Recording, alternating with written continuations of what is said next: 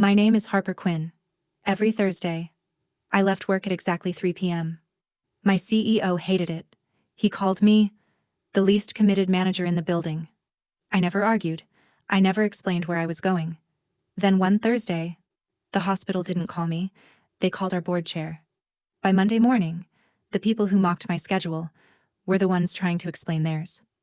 My name is Harper Quinn. For 14 months, I left work every Thursday at exactly 3 p.m. Not 2:55, not 3:05, exactly 3. Apparently, that bothered my CEO more than my results ever impressed him. When Declan Rhodes became CEO, everything changed. He didn't ask who worked hardest. He watched who stayed latest. To him, leaving early meant you weren't serious. I knew my Thursdays were about to become a problem. It started with little remarks. Half day today? Leaving us already? People laughed. I smiled politely. I never explained. Some things belonged outside the office.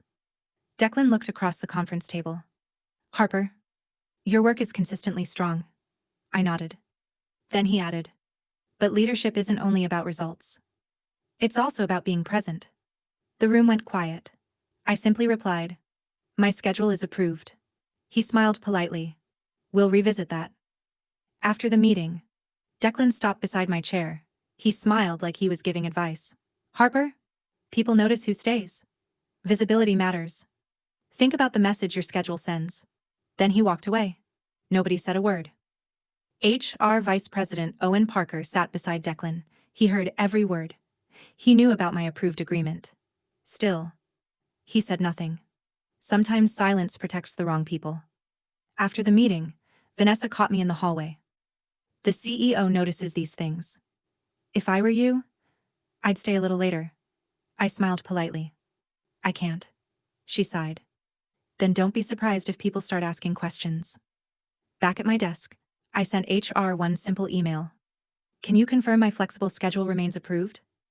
5 minutes later, Owen called instead of replying. He didn't want anything in writing. Thursday finally came. At exactly 3 p.m., I packed my laptop, ignored the stairs, walked out the front door. Nobody asked where I was going. They had already decided they didn't care. 20 minutes later, I wasn't relaxing.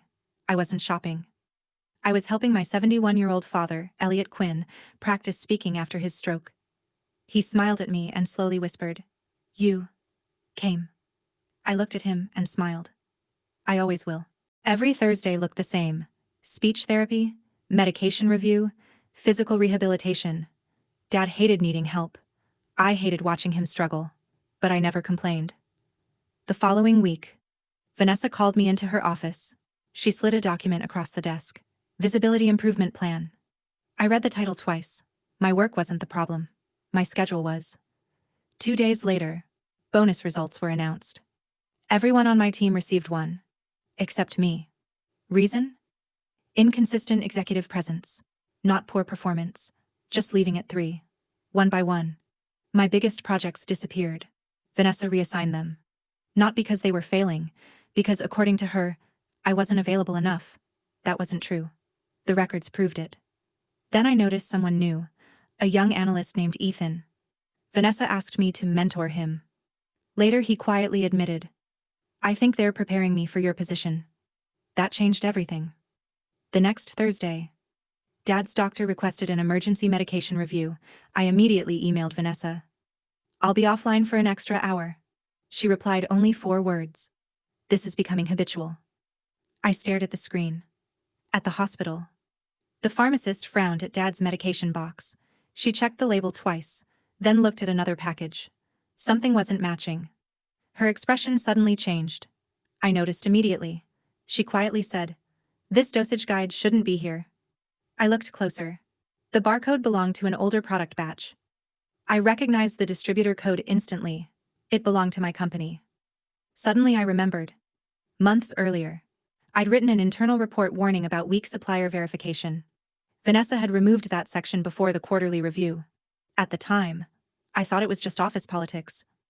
Now, I wasn't so sure. I looked at the medication again, then at my father. This wasn't just my family's problem anymore. Patients could get hurt. Right there. I decided I wasn't staying silent. I opened my laptop and filed a formal compliance report. As I drove home from the hospital, I kept thinking about everything that had happened. Then I looked at my dad. There was something my coworkers never knew. It had always been just the two of us. My mother passed away when I was 9. After that, Dad became everything. He learned how to braid hair from YouTube, burned more dinners than I can count, never missed a school play, never missed a parent-teacher conference. He never let me feel like I had only one parent. Dad worked 2 jobs for years, construction during the day, warehouse shifts at night. He skipped vacations, bought used trucks, wore the same winter coat for almost 10 years. Every sacrifice had one purpose: giving me a better life. I never forgot that. People at work often asked, "Can your brother help?" Or, "What about your sister?" I'd simply smile. I don't have either. There wasn't anyone else. When Dad had his stroke, I wasn't the first choice. I was the only choice. Every Thursday, I wasn't losing work hours. I was helping the man who once carried me through life. Now, it was my turn to carry him. And I'd never apologize for that. That same afternoon, my compliance report received its first response. I opened the compliance portal.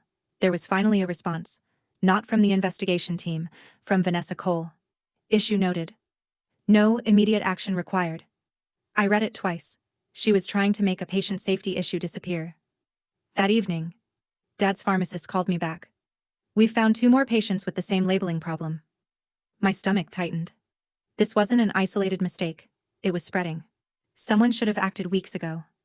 I searched my old work emails. There it was. 6 months earlier. I'd warned leadership about weak supplier verification. The attachment was still there. The timestamp couldn't be changed. I'd done my job. They hadn't done theirs. If you've ever been ignored until the problem became impossible to hide, comment, "The truth always surfaces." The next morning, CEO Declan Rhodes stopped by my desk. "I heard you're creating more compliance drama." I calmly replied, "I'm documenting a safety concern." He smiled. "Sometimes, good employees know when to let things go." I didn't answer, because I wasn't planning to let this go. Thursday afternoon, while I was sitting beside Dad during therapy, my phone buzzed. It was Dr. Mira Bennett. Her voice was serious. "Harper, we've reported everything to your company's board." I looked at Dad, then out the hospital window. I had a feeling Monday morning would change everything. Monday morning, the office felt different. Board members walked through the lobby. Outside attorneys followed behind them. Nobody knew why they were there. I did. Around 10 o'clock, 2 investigators stopped at my desk. "Ms. Quinn, we need to speak with you." They weren't angry. They were looking for facts. I had plenty. The first thing they requested was my flexible work agreement. I handed them the signed approval. Then every email connected to it. One investigator paused, then quietly asked, "Who approved this arrangement?" I opened one final email.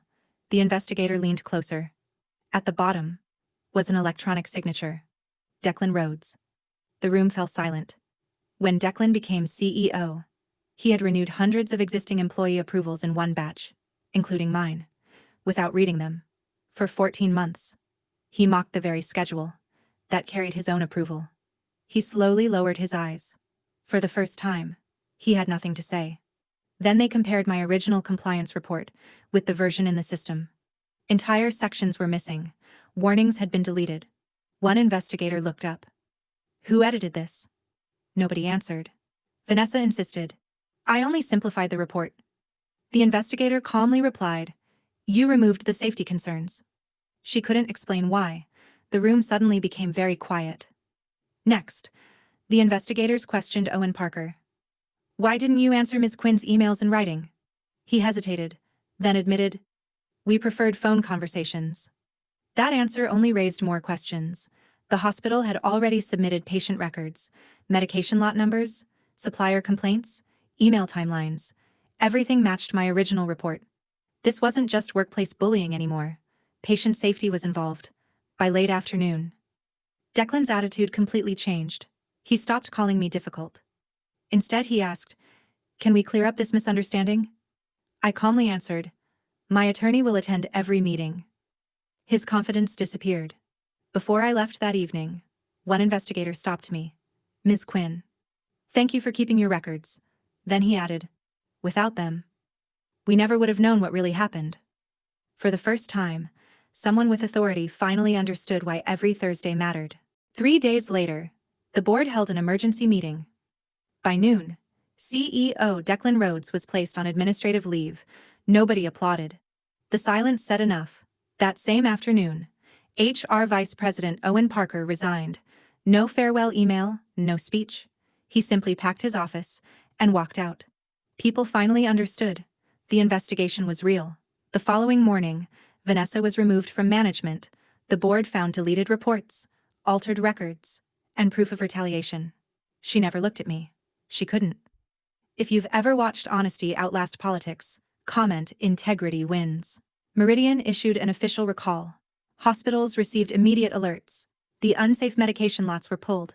Patients were protected. For the first time, leadership acted fast. Board Chair Charlotte Hayes invited me upstairs. She smiled warmly. We owe you an apology. Then she added, you protected this company when others protected themselves. Those words meant more than any bonus. Charlotte offered me a promotion, Director of Compliance and Employee Integrity. I accepted, but only after setting one condition. No employee should ever be punished for choosing family or reporting the truth. She agreed immediately. The next Thursday, I packed my bag at exactly 3 p.m. Nobody stared. Nobody whispered. One coworker simply smiled. See you tomorrow, Harper. For the first time, leaving early felt completely normal. A month later, Dad attended our patient safety event. Walking was easier now. His speech was improving too. He looked at me proudly, then slowly managed 3 words. You stayed strong. I smiled. I learned from you. Instead of taking the old CEO's office, I turned it into something different. A quiet room, a place where employees could take private calls, meet with doctors, or simply breathe during family emergencies. No one would ever be shamed there again. People used to think commitment meant staying at your desk until sunset. They were wrong. Commitment is showing up where you're needed most. Every Thursday, I chose my father. And because I refused to ignore the truth, patients were protected, leaders were held accountable, and my father's greatest lesson stayed with me forever. They thought leaving early meant I wasn't committed. In the end, it proved I was the only one committed to doing the right thing.